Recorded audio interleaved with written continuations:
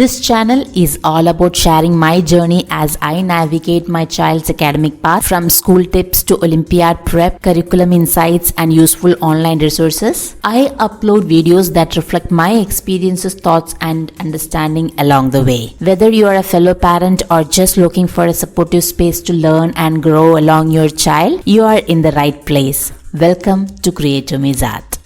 In this video, I would like to share my tactics which I'll be following for this year, my son's Olympiad. You would have also received circular from your school just like this, enlisting all the Olympiads and its respective fees. I have been enrolling him in Olympiad for the past 5 years from 2020 when he was in class 2. Till class 5, I enrolled for 2 paid and 1 free, that is Science Olympiad Foundation and Hummingbird Olympiad.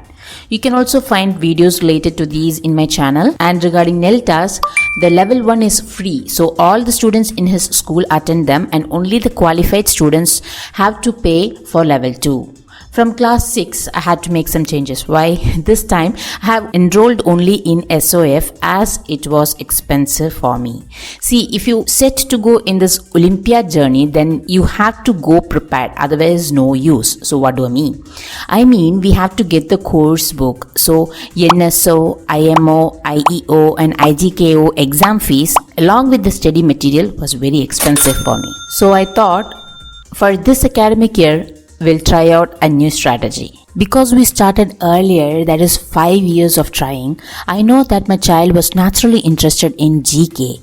So instead of overwhelming him by trying to cover all the subjects like IMO, NSO, IEO and IGKO, I wanted to focus on just one subject. So what's the strategy? Narrow the focus, widen the success.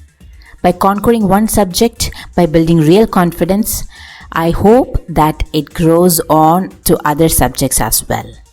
So, jotted down a plan. How much time do we have? What does that mean? When is the exam dates? What should I study?